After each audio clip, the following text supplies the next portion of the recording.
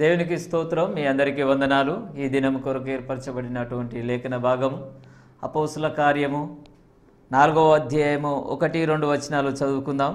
వారు ప్రజలతో మాట్లాడుచుండగా యాజకులను దేవాలయపు అధిపతియు సద్దుకయ్యులను వారు ప్రజలకు బోధించుటయు యేసు నామమును బట్టి మృతులలో నుండి పునరుద్ధానమును కలుగునని ప్రకటించుటయు చూచి కలవరపడి వారి మీదికి వచ్చి ఆమేన్. దేవునికి స్తోత్రం. హల్లెలూయా, హల్లెలూయా. మన ప్రభువును ప్రియరక్షకుడైనటువంటి నజరేయుడైన యేసుక్రీస్తు ప్రశస్తమైన నామములో శాంతి టీవీలో ప్రసారమవుతున్నటువంటి ఆయన హెచ్చవలసి ఉన్నది, హీ మస్ట్ ఇంక్రీజ్ అనేటువంటి అనుదిన ఆత్మీయ కార్యక్రమానికి మీకు ప్రేమపూర్వకమైనటువంటి స్వాగతం పలుకుతున్నాం. దేవునికి స్తోత్రం. హల్లెలూయా. మీ అమూల్యమైన సమయాన్ని మీరు కేటాయించి ఇందులో ప్రసారమయ్యేటువంటి సందేశం కోసం మీరు మీ సమయాన్ని కేటాయించారు. అందుని బట్టి నేను మిమ్మల్ని ఎంతగానో అభినందిస్తున్నాను. దేవుని స్తోత్రం. May God bless you. దేవుని సన్నిధిలో గడిపేటువంటి సమయము అది వేస్ట్ కాదు, అది ఇన్వెస్ట్మెంట్. కనుక దైవ సన్నిధిలో గడిపేటువంటి సమయం మన జీవితాలకు ఆశీర్వాదకరంగా ఉంటుంది. దైవ సాన్నిధ్యం అది, దేవుని స్వరం వినేటువంటి అవకాశం ఉంది. దైవికమైనటువంటి తలంపులు మన తలలోకి చొచ్చుకొని పోతాయి, లేకపోతే మన ఆత్మలోకి చొచ్చుకొని పోతాయి. మనం బలపడతాం. దేవునితో మనతో దేవుడు మాట్లాడవచ్చు. ఈ స్పిరిచువల్ కాన్వర్సేషన్, ఈ స్పిరిచువల్ కమ్యూనికేషన్ జరుగుతుంది. కాబట్టి మంచి సమయము కనుక దీన్ని ఆషామాషిగా తీసుకోవద్దు. This is God's time. ఇది దేవుని సమయం. దేవుడు మనల్ని మలుస్తున్నా, చెక్కుతున్నా, మనతో మాట్లాడుతున్నా, మనల్ని పరామర్శిస్తున్నా, మనల్ని సందర్శిస్తున్నటువంటి this is the time of God's visitation.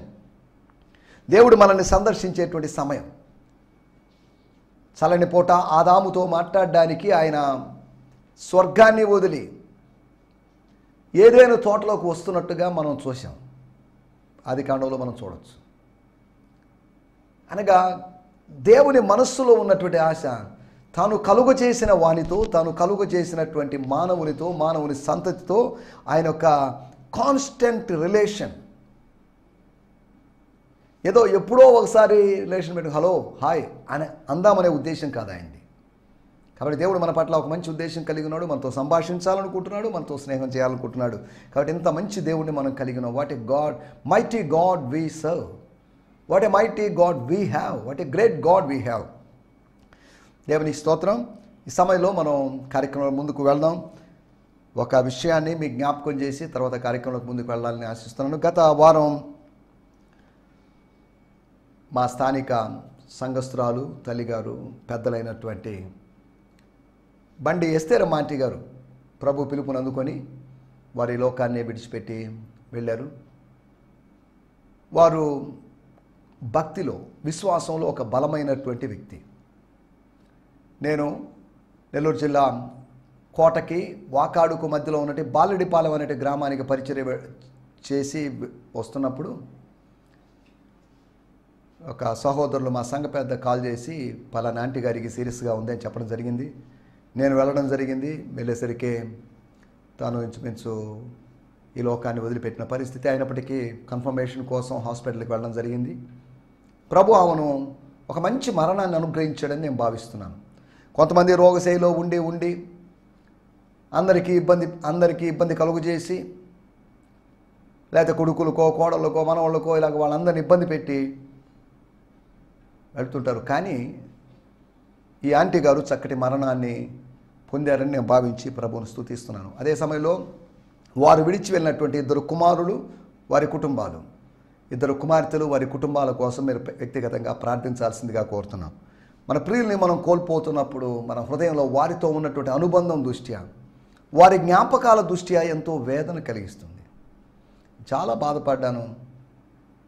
2-3 సంవత్సరాల క్రితం ఆ కుటుంబ యజమానుడు అనగా అంకుల్ గారు వారు ప్రభు సన్నిధికి వెళ్ళిపోయారు. మరలా ఇటువంటి సంఘటన, 4 బిడ్డలు తల్లిదండ్రులు లేని బిడ్డలు అయిపోయారు.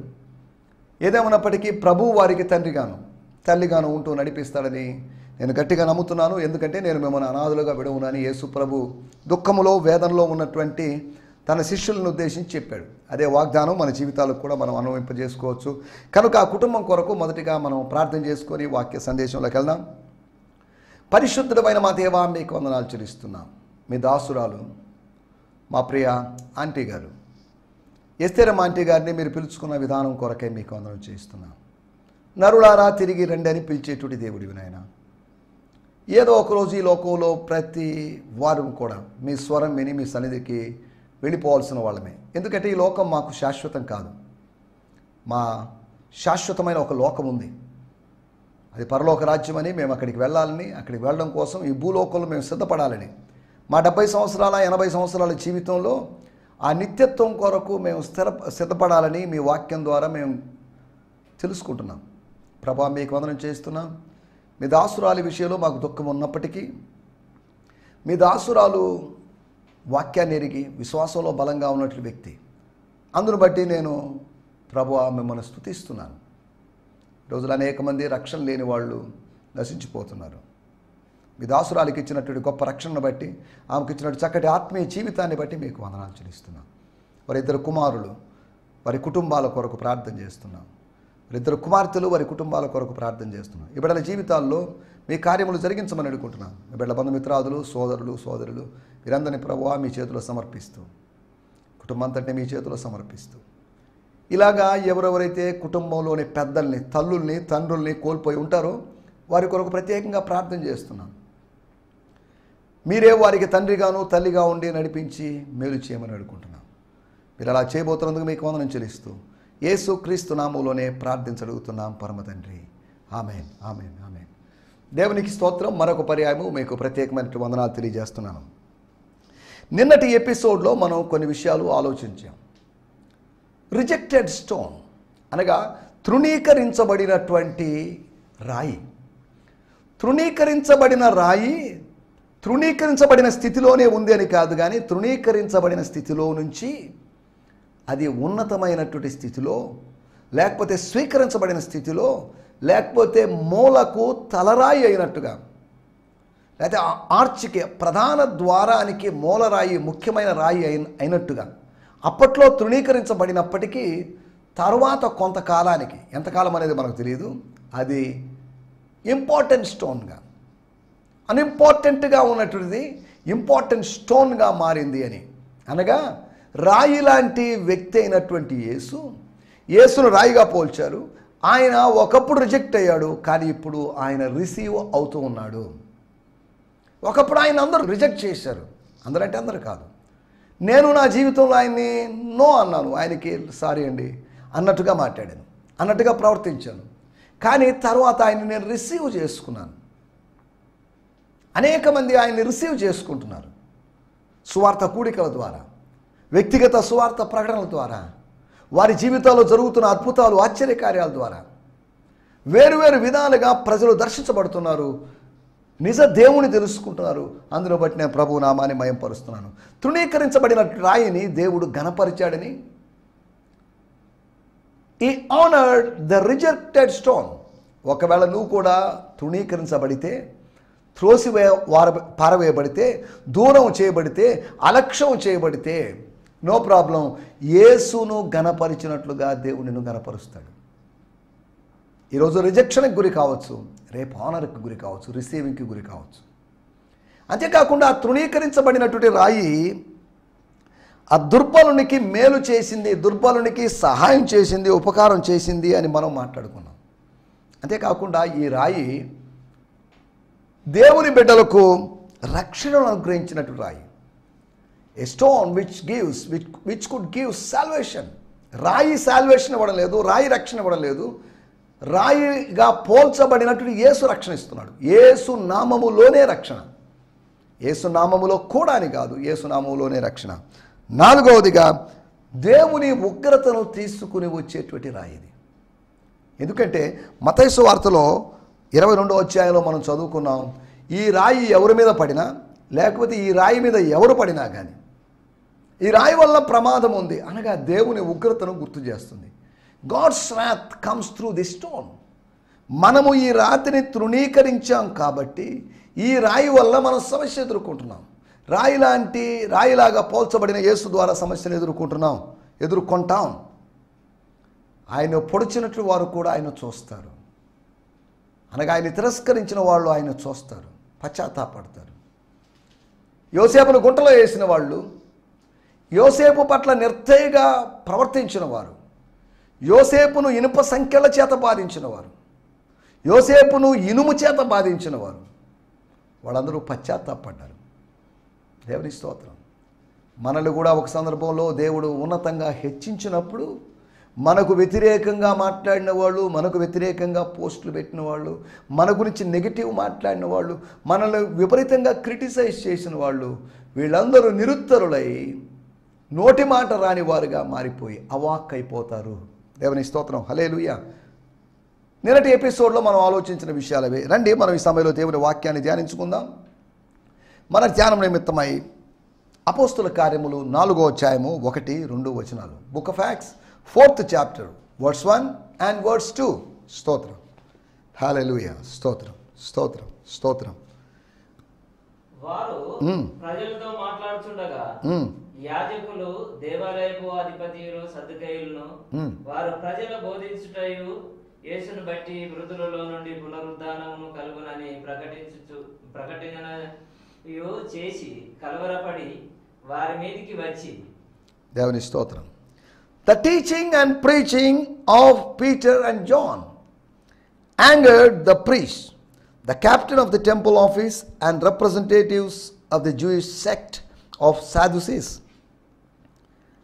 They were furious that the people were being taught that in Jesus there is a resurrection from dead. So while Peter and John were still speaking, the Jewish authorities came to the temple courts to oppose them. వారింకను మాట్లాడుచుండగా అనగా పేతురు యోహానులు ఇంకను మాట్లాడుచుండగా అనగా పేతురు యోహానులు ఇంకను ప్రసంగించుచుండగా పేతురు యోహానులు ఇంకను బోధించుచుండగా పేతురు యోహానులు teaching and preaching చేయుచూ ఉండగా వారి మీదకి వీరు వచ్చి పడ్డారు, లేకపోతే అటాక్ చేశారు అనేటువంటి మాటను మనం అక్కడ చూస్తున్నాం. సువార్త ప్రకటించే వారి మీద అటాక్స్ చేస్తున్నారు, దాడులు చేస్తున్నారు, సంఘం మీద దాడులు చేస్తున్నారు, క్రైస్తవ సమాజం మీద దాడులు చేస్తున్నారు, క్రైస్తవ సేవకుల మీద దాడులు చేస్తున్నారు. గుర్తుపెట్టుకోవాలి, క్రైస్తవుల మీద దాడులు అనేవి కొత్త కాదు. క్రైస్తవత్వానికి ఇవన్నీ పాతవే. క్రైస్తవత్వం వీటన్నిటిని ఎన్నో సంవత్సరాలుగా, ఎన్నో వందల సంవత్సరాలుగా చూసింది.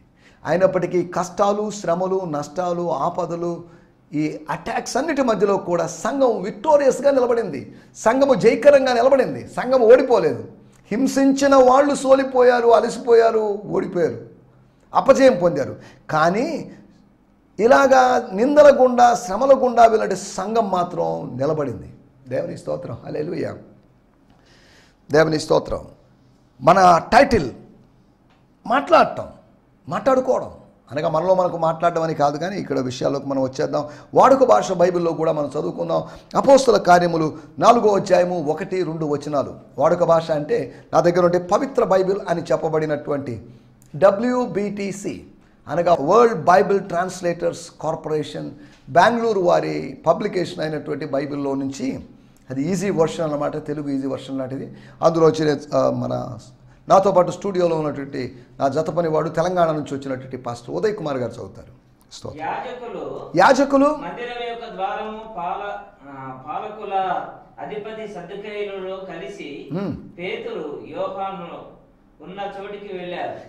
యోహాను పేతురు ఉన్న చోటికి వెళ్ళారు అనగా సొలొమోను మంటపం దగ్గరికి వెళ్ళారు. ప్రజలకు ఉపదేశం చేస్తూ ఉన్నారు. అపోస్తలులు ప్రజలు ఉపదేశించటము యేసు ఉదాహరణగా తీసుకొని చనిపోయిన రాళ్ళను బ్రతికి వస్తారని ప్రకటించడమును విని వాళ్ళకు చాలా కోపము వచ్చింది. స్తోత్రం.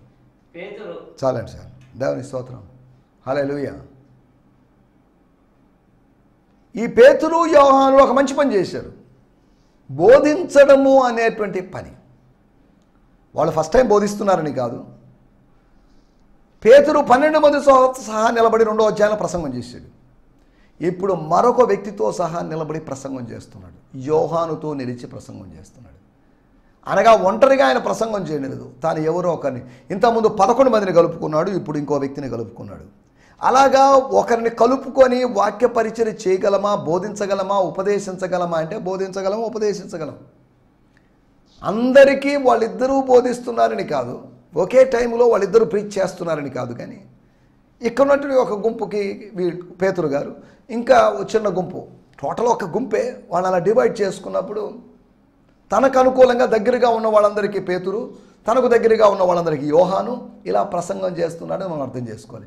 వాళ్ళిద్దరూ చెప్పినా కానీ ప్రసంగికులు ఇద్దరు, స్థలాలు వేరువేరు, ఆడియన్స్ వేరువేరు, కానీ మెసేజ్ మాత్రం ఒకటే. అంటే ఎంత గొప్ప యూనిటీ! సేవకులు ఎంతోమంది ఉండొచ్చు, కానీ వాళ్ళు చెప్పే మెసేజ్ ఒకటిగా ఉండాలి.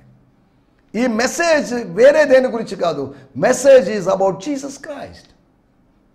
Hour message, our preaching, our teaching is of Jesus Christ.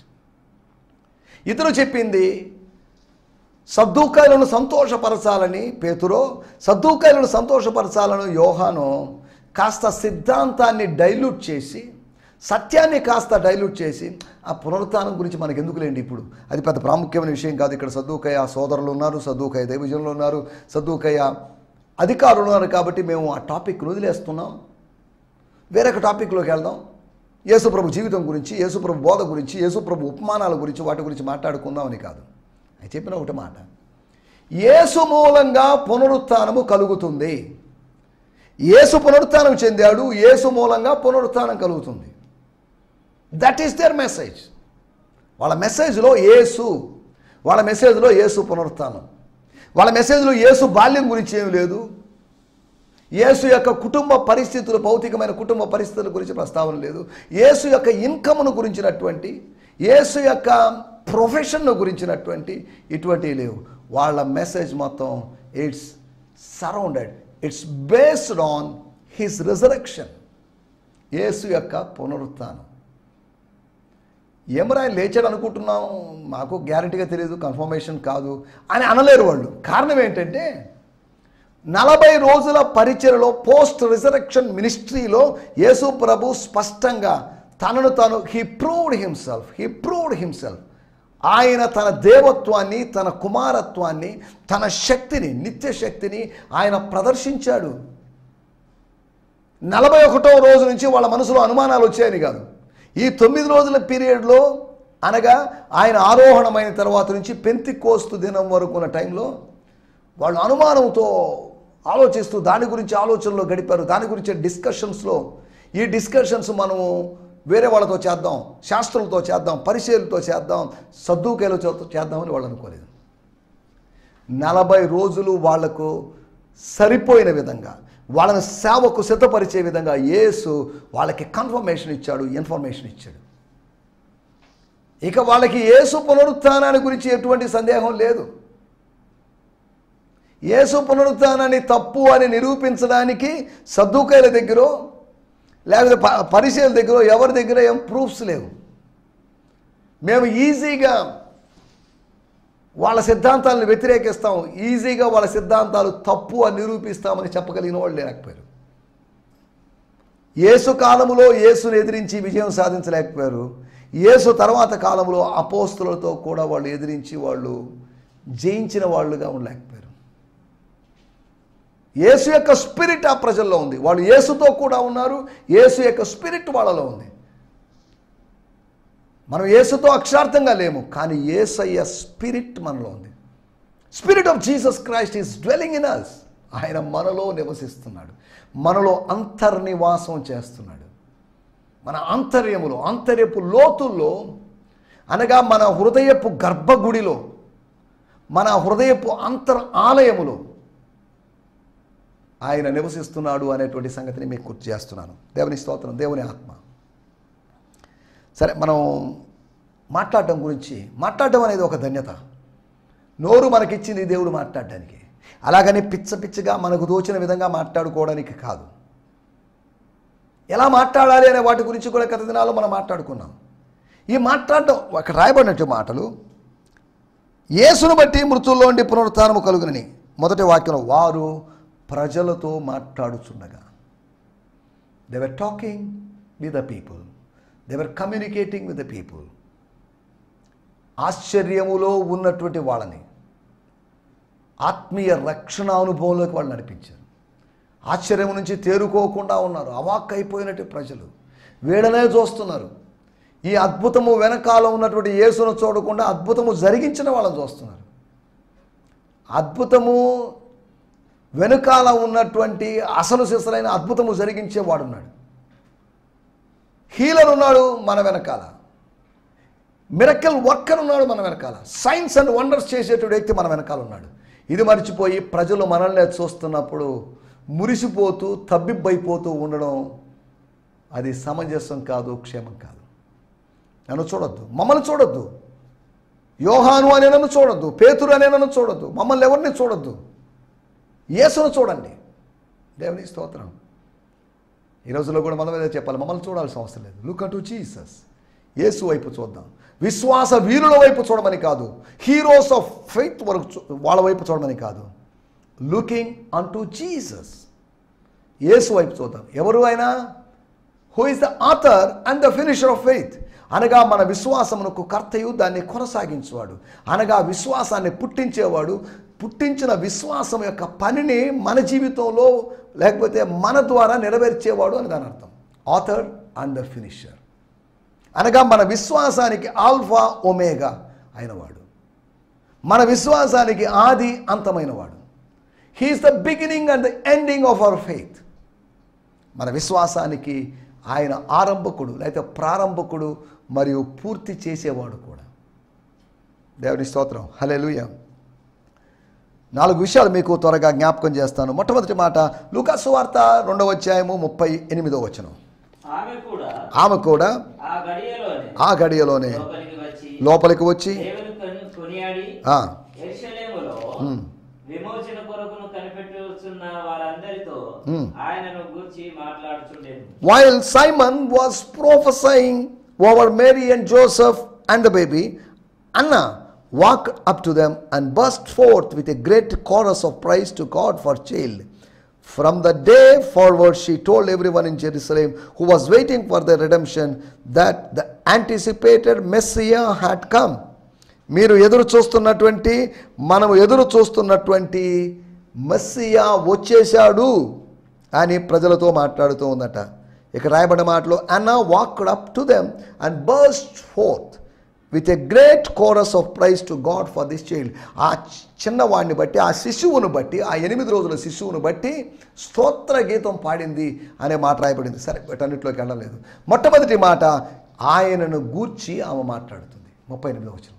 ఆమె తన గురించి తాను చెప్పుకోవడం లేదు, ఆయనను గురించి. సిమియోను యేసును గురించి మాట్లాడాడు, దేవదూతలు యేసును గురించి మాట్లాడారు, కాపరులు యేసు గురించి మాట్లాడారు, జ్ఞానులు యేసు గురించి మాట్లాడారు. ఎవరు మాట్లాడినా కానీ వాళ్ళు యేసు గురించే మాట్లాడుతున్నారు. They all speaking about Jesus. Jesus is the hero. Yesu కథానాయకుడు. జీసస్ ఈజ్ ద హీరో అనగానే ఏ సినిమాలో అని అడుగుతారేమో. ఒకవేళ అలాంటి సినిమా ఏదంటే మన జీవిత సినిమాలో కావచ్చు, మానవాళి చరిత్రలో, హ్యూమన్ హిస్టరీలో, లేదా హ్యూమన్ ప్రజెంట్లో, మానవ వర్తమానంలో కూడా ఆయన కథానాయకుడై ఉన్నాడు అనే సంగతిని మీకు గుర్తు చేస్తున్నాను. దేవుని స్తోత్రం. అన్న ఆయనను గూర్చి మాట్లాడింది. స్త్రీలైన వాళ్ళు, పరిచయలో ఉన్నవాళ్ళు ఆయన గురించి మాట్లాడతాం. ఈ రోజుల్లో సిద్ధాంతపరమైన విషయాల గురించి ఎక్కువ మాట్లాడుతున్నారు చాలామంది. పూలు ధరించుకోవడం గురించి, నగలు ధరించుకోవడం గురించి, లేకపోతే వెంట్రుకలు రంగు వేసుకోవడం గురించి, వేరే వేరే బాహ్య సంబంధమైన వీటి గురించి మాట్లాడొద్దని కాదు, వెలుపటి అలంకారం గురించి మాట్లాడుకుంటున్నారు. కానీ యేసుని గురించి మాట్లాడదాం. దేవుని స్తోత్రం. హల్లెలూయా. అన్న ఆయన గురించి మాట్లాడింది. రెండో విషయము అపోస్తల కార్యములు 7వ అధ్యాయము 59వ వచనంలో మనం గమనించినట్టయితే ప్రభువును గూర్చి మొరపెట్టుతూ యేసు ప్రభువా స్టీఫెన్ అనేటువంటి వ్యక్తి మాట్లాడుతున్నాడు.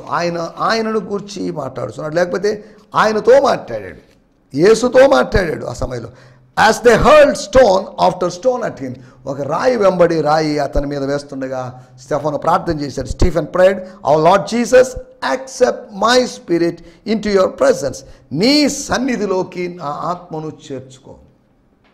స్తోత్రం. నా మానవ ఆత్మను, మహిమ కలిగినటువంటి నీ ఆత్మను కలిగినటువంటి నా ఆత్మను నీ సన్నిధికి చేర్చుకో అనగా పరలోకం చేర్చుకో అనేటువంటి ప్రార్థన చేసినట్టుగా చూస్తున్నాం. స్టెఫను ఆయనను గూర్చి మొరపెట్టాడు, అనగా ఆయన గురించి మాట్లాడాడు, ఆయనతో మాట్లాడాడు. మాట్లాడడం మంచిదే, కానీ ఎవరితో, ఏంటి, ఎలాగానే దాని గురించి. అన్న ఆయన గురించి మాట్లాడింది, స్టెఫను ఆయనతో మాట్లాడాడు. అపోస్తల కార్యములు 16వ అధ్యాయము 13వ వచనంలో మనం గమనిస్తే అక్కడ విశ్రాంతి దినమున గవిని దాటి నది తీరము ప్రార్థన జరుగుననుకుని అక్కడికి వచ్చి కూర్చుండి కూడి వచ్చిన స్త్రీలతో మాట్లాడుచుంటిమి. When the Sabbath day came, we went outside the gates of the city to nearby river, for there appeared to be a house of prayer and worship there. అక్కడ ఒక చిన్న ప్రార్థనా గది లాంటిది ఉందేనో, అక్కడ ప్రార్థన జరిగే పాసిబిలిటీ ఉంది అన్నట్టుగా రాయబడింది. Sitting on the river bank we struck up a conversation with some of the women who had gathered there. అక్కడ కూడుకున్న స్త్రీలతో మేము కొన్ని విషయాలు మాట్లాడడం ఆరంభించాం. పౌలు మాట్లాడడం మాట్లాడాడు. స్టెఫను మాట్లాడాడు, అన్న మాట్లాడింది. అంతేకాకుండా పౌలు కూడా మాట్లాడాడు. పౌలు ఏం మాట్లాడాడు, తర్వాత ఏం మాట్లాడాడు అనే దాని యొక్క సారాంశం కింద వచనాల్లో కనిపిస్తుంది. దాని ఫలితంగా ఒక వ్యాపారస్తురాలు రక్షింపబడింది. లిడియా లేకపోతే లూదియా అని చెప్పబడినటువంటి స్త్రీ రక్షింపబడినట్టుగా మనం చూస్తున్నాం. 4వ విషయం చెప్పి నేను ముగిస్తాను. అపోస్తుల కార్యములు 18వ అధ్యాయము 25వ వచనంలో మనం గమనించినట్లయితే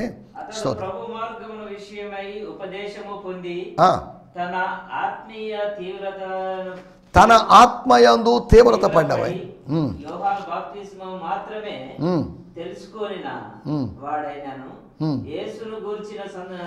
యేసును గూర్చిన సంగతులు వివరముగా చెప్పి బోధించుచు సమాజ మందిరములో ధైర్యముగా మాట్లాడన ఆరంభించును.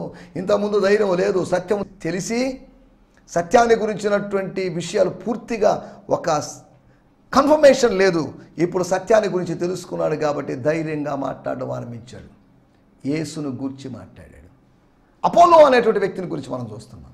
మాట్లాడడం దేవుడు మనకిచ్చినట్టు వరం. That's a gift. Speaking is a gift. మాట్లాడడం అంటే అన్ని భాషలో మాట్లాడడమా లేకపోతే దాని గురించి కాదు మనం ఇప్పుడు ఆలోచించింది. జనరల్ టాకింగ్, జనరల్ స్పీకింగ్ అనేది దేవుడు మనకిచ్చినటువంటి ఆ ఎబిలిటీ టు స్పీక్, మాట్లాడగలిగే సామర్థ్యము దేవుని వరం. అన్న మాట్లాడింది, ఆయన గురించి మాట్లాడింది. రెండవది స్టెఫను ఆయనతో మాట్లాడాడు. మూడవది పౌలు ఆయన పక్షాన మాట్లాడాడు, యేసుని గురించి మాట్లాడాడు. దేవుని స్తోత్రం. 4వదిగా అపోల్లో ఆయనను గురించి మాట్లాడాడు. ఆయన గురించి మాట్లాడడం వల్ల కొంతమంది విశ్వాసులుగా మారారు. అక్కడ మినిస్ట్రీ జరిగింది అనేటువంటి విషయాలు మనం అర్థం చేసుకోగలం. దేవుని స్తోత్రం. హల్లెలూయా. మనకు మాట్లాడే ఛాన్స్ వచ్చింది, మనం మాట్లాడుతున్నాం. దేని గురించి మాట్లాడుతున్నాం, ఎవరి గురించి మాట్లాడుతున్నాం? ఎంతసేపటికి వాళ్ళ గురించి వీళ్ళ గురించి నెగిటివ్గా మాట్లాడడం ఆపేసి యేసుని గురించి మాట్లాడడం ఆరంభిద్దాం. మాట్లాడడం అనేటువంటి ఆ అవకాశాన్ని మనం వాడుకుందాం. అలా ప్రభు పక్షాన మాట్లాడుతూ, ఆయన గురించి మాట్లాడుతూ, ఆయనతో మాట్లాడుతూ ముందుకు సాగడానికి ప్రభు మనకు సహాయం చేయనుగాక. ఆమేన్. హల్లెలూయా. హల్లెలూయా. మీ అందరికీ వందనాలు. ప్రభు ఈ సందేశము మీకు ఆశీర్వాదకరంగా ఉందని నమ్ముచున్నాము.